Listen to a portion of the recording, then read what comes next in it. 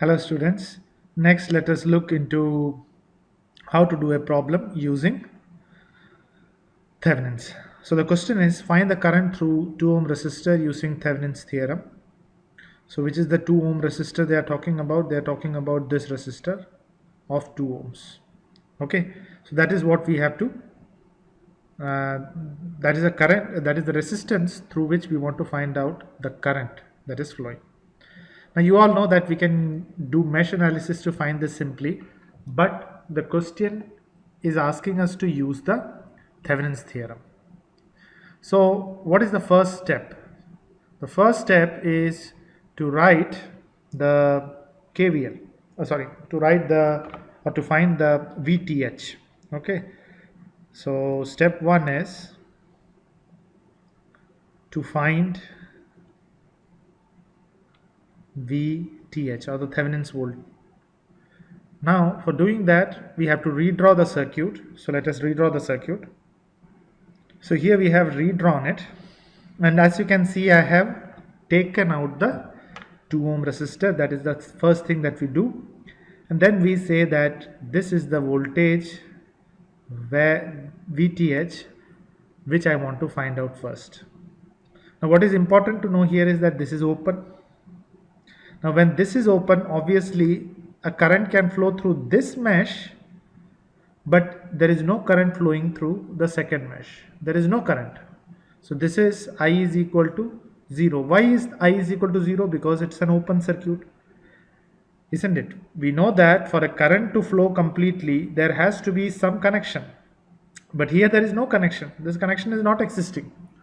So because it's not existing, we can very clearly say that there is no current here. Since there is no current,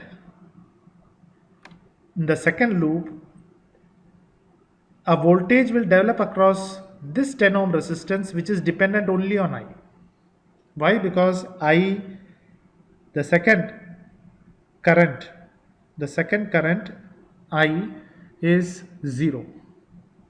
So the only voltage drop that will develop across this 10 ohm resistor is going to be because of this current I. So first let us find out I.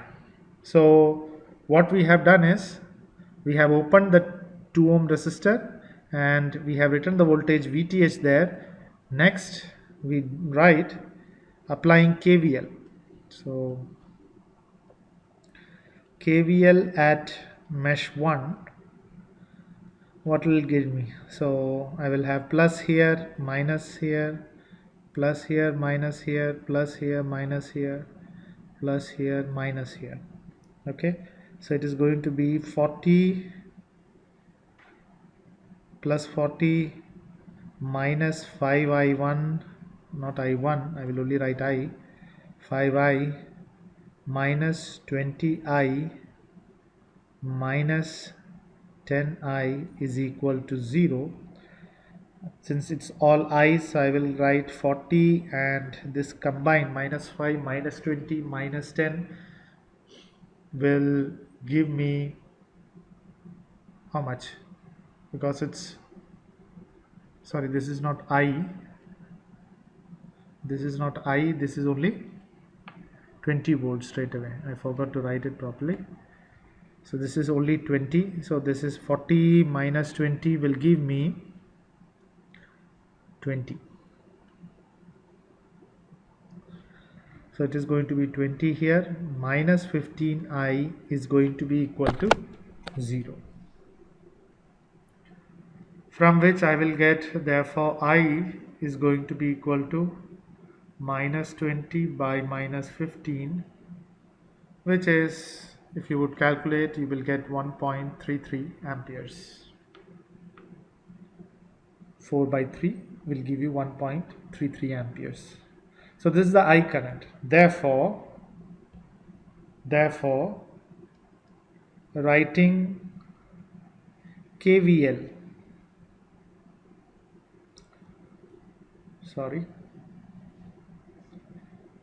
therefore writing KVL,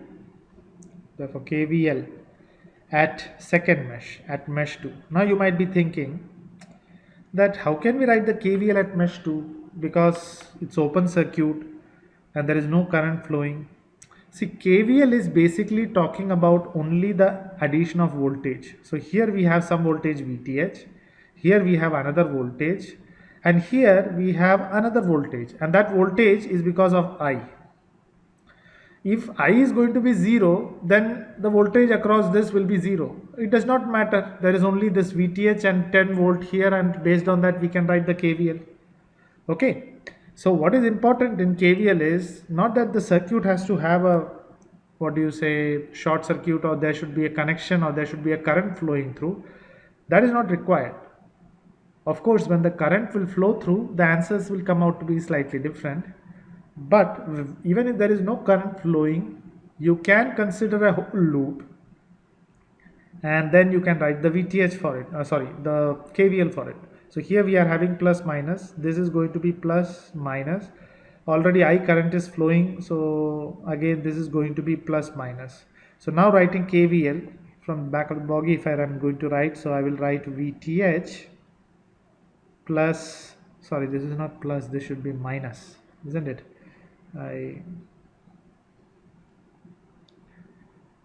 Okay, so this is minus, this is plus, so plus VTH, and this one will also be minus 10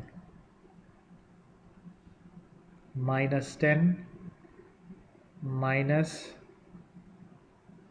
10 into I. Okay, that is going to be equal to 0. Therefore I can find out VTH is going to be equal to 10 plus 10I, which is 10 plus I is 1.33, that into 10 will give me 13.33, because it is always 333 and all. So this comes out to be 23.33 volts, and that is for VTH. So that is the first step that we had to do, was find VTH. Let's go to the second step. What is the second step? We have to write the second step. The second step is to find out RTH. So let me write it. Step 2 is find RTH. So again I will redraw the circuit, and for finding RTH we have to take out the voltage sources. First I will take out the resistance, okay, and then I have to replace that by the RTH resistance. So here I am going to find out what is RTH. Well, of course I have to take out the voltage sources also. So this voltage source will be taken out. Instead of that I will short it. Similarly this also I will take it out, I will short it. This also I will take it out and I will short it. So when I do, let me use a different color for shorting. So this will be the short, this will be another short, and here also I have short. Remember, voltage source we have to short because the internal resistance of a voltage source is 0, and the current source we have to open because the resistance of a current source is infinity, internal resistance. So here we are having this particular situation. Now what will be RTH? As you can see here, 5 and 10 are parallel to each other. Now again I want to draw your attention to how do we find out whether two resistors are in series or they are in parallel, or neither both of them. For understanding that, look at first what is the end of this 5 ohm resistor. The 5 ohm resistor ends here. Similarly this terminal ends here. So the nodes of 5 ohm resistance are ending here and here. Many people are tempted to say that yeah, it is ending here. No, if there is no material in between, there is no element in between, then it's going to end here. What about the 10 ohm resistor? The 10 ohm resistor is having its node also ending here and ending here. So now since the two resistance are having common nodes, why they are common nodes? Because both their nodes are touching, isn't it? So because they are both having common nodes, 5 is going to be parallel to 10, and that is going to be your RTH. See, there is nothing else, there is no other element there, isn't it? This is as good as directly connected to this node, this is as good as directly connected to this node. So basically we can just redraw the whole thing like this. So we are having RTH, and this is our 10 ohm resistor, and this is our 5 ohm resistor. So this is basically going to be 5 parallel with 10. So let me write that. Therefore RTH is going to be 5 parallel with 10. This is the symbol of parallel that is generally used. 5 parallel with 10, and we know that for doing that using a calculator you can do it by 5 inverse plus 10 inverse the whole inverse. So like this, if you would type in your calculator, you will get the answer as 3.33 ohms, and that is going to be our RTH. So now we can substitute. So the third step is step 3. Step 3 is drawing the Thevenin's equivalent. Drawing the Thevenin's equivalent. So what is the Thevenin's equivalent?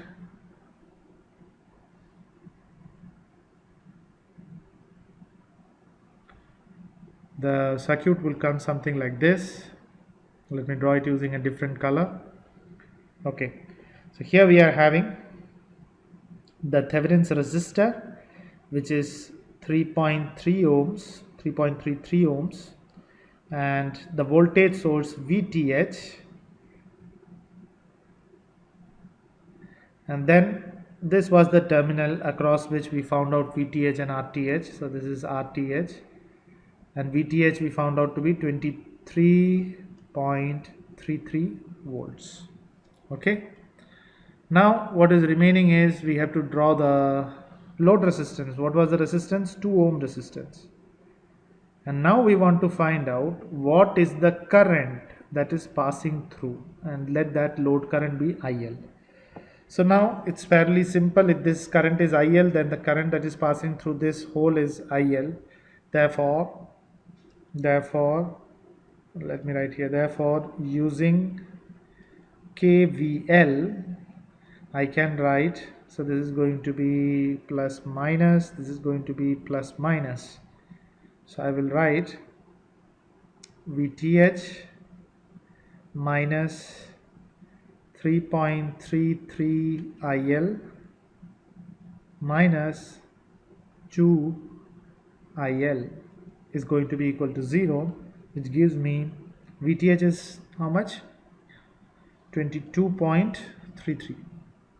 So I will get therefore 23.33, and then I will write both of them the other side, which will be 5.33. What did I do? Minus 3.3 minus 2. IL is common. If I take it the other side, it becomes positive.